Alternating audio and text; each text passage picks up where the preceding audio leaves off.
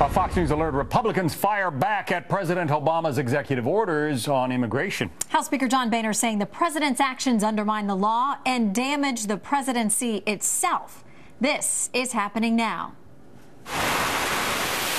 U.S. fighter jets pound ISIS once again. Newly released video showing terrorists in the crosshairs and targets reduced to rubble. But is it effective?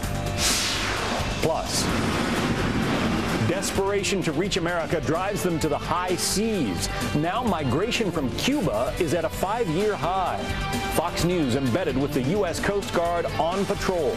Interdiction is a nearly daily occurrence in the Straits of Florida. And did you kill Travis Alexander on June 4th, 2008? Yes, I did. a new twist in the Jodi Arias sentencing trial as the focus shifts to pornography supposedly deleted from the victim's computer. What it could mean for Jodi Arias and her fate. It's all happening now.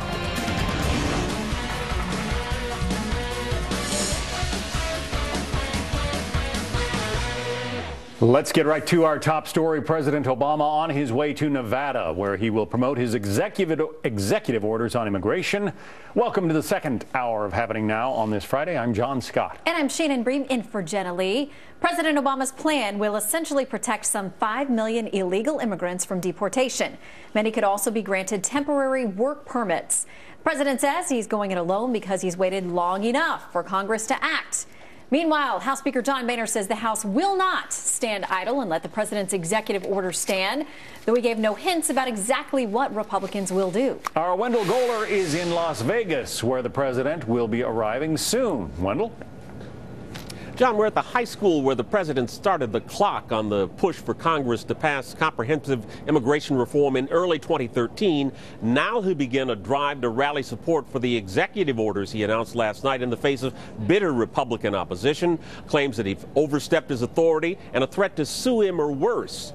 The White House says he will revisit the issue often in the weeks and months ahead, defending his legal authority to prioritize which illegal immigrants to subject to deportation. He says criminals, not children, felons, not families who've been here for years. But the political and practical side of the argument is what he hopes will ultimately seal the deal. Tracking down, rounding up, and deporting millions of people isn't realistic. Anyone who suggests otherwise isn't being straight with you. It's also not who we are as Americans. After all, most of these immigrants have been here a long time. They work hard, often in tough, low-paying jobs. They support their families. They worship at our churches. The president's speech drew supporters to the White House last night. Mr. Obama hopes anything Republicans do will alienate Hispanic voters in the 2016 election, but the actions may just as well fire up the conservative base. House Speaker John Boehner says Mr. Obama has hurt the presidency itself. He says he's made it impossible for Congress to trust him, and without that, Boehner says, they can't work together on other problems. The president has taken actions that he himself has said are those of a king or an emperor, not an American president. And he's doing this at a time when Americans want nothing more than both parties to focus on solving the biggest problems in our country, starting with our still struggling economy. We learned today Speaker Boehner has filed the lawsuit he promised against the Affordable Care Act, and he's threatening one against the immigration order as well. John? Lots of shoes left to drop here, Wendell. Wendell Goler in Las Vegas. Wendell, thanks. Fox News contributor Charles Krauthammer says the president had his chance to get comprehensive immigration reform when he was first elected, and that his executive orders are just a political tool to pick a fight with Republicans. Listen. This is an obvious attempt by the president to distract the Republicans, to enrage them, and to bait them into something that will undo the victory they had on Election Day. This is a way to make the president relevant, to make him central. Joining me now, Joe Trippi, former Howard Dean campaign manager, and Ed Rollins, former national campaign director for Reagan Bush 84. Both are Fox News contributors. Gentlemen, welcome. Good afternoon. Good to be with you. All right, Joe, has the president laid just such a delicious bit of bait out for the Republicans that they take it at their own peril? Well, it kind of depends on what their reaction is. It certainly could become that and could be that if they sort of overreact. either by doing something. I don't think they'll shut down the government or try to impeach him or some of the other things that you hear from some elements of the party. But if they can avoid that and put a bill out there, pass it, and there's a bunch of different reactions they could have. They could challenge it in court. It could get struck down in court if it is indeed unconstitutional. I don't believe it is. But again, I mean, I think it's how does the Republican Party react to this will determine whether they took the bait, ran themselves into a problem, or whether they can come out of this showing that they can govern. All right, Ed, so do they play it cool? We know that Boehner has followed through with this lawsuit, which has to do with something else completely, but it comes on a very important day after the president's speech on these executive orders in action.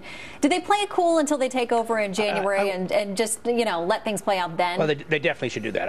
I would hope that we follow the advice that Charles gave at the start of the show or last night. At the end of the day here, what the president has done is, whether he's constitutionally equipped to do this or not, I mean, the first part is he's not going to enforce the law. Some court has to basically step in and say he's not living up to his constitutional duties. But I think the important thing here for people to understand, this is not going to make the immigration system any better. We're still going to have, even with the 5 million that basically have the opportunity to not be deported, you got 6 or 7 million who are still going to have to live in the cover. So you've automatically created a double class. And certainly that's not going to benefit the country in any way, shape, or form. None of these people who've been threatened not to be deported are going to become legal. There's no citizenship involved in this. You're going to put a tremendous burden on local health care. These people are not going to be able to get health insurance. They're not going to basically be able to use Obamacare or Medicaid. So schools, communities, states are going to have additional financial burdens, and I would expect suits from Governor of Texas, Governor of Florida, elsewhere to go forth. I think Republicans ought to just basically go through the process of waiting till January, start a new Congress. The Senate bill is dead. Everything has to start from scratch and just basically go after the things that matter. We'll get the economy moving, tax reform, other things. And if immigration gets a bill passed, take the time, do it properly, and maybe take 2 years to do it, a year to do it, whatever, but don't be rushed by this action of the president. Joe, do you think the president risks having, as Ed talks about all the fallout and the ripple effect of these decisions, do you think he runs the risk of what we found with the Affordable Care Act, that up front people were very supportive, they thought it sounded great, but as the reality rolls out and people lose their policies, their premiums go up, they can't keep their doctors, all of those kinds of things, does he run that same risk with these pronouncements? They sound great up front to the people who want them, but there are real-life consequences that will play out during the last couple of years of his presidency if he follows through. Well, I think I agree with what Ed said. Look, this is a temporary thing. It's not going to have. I don't think it is going to have some of the dire consequences that many on the Republican Party talk about, because it's not permanent. It can be.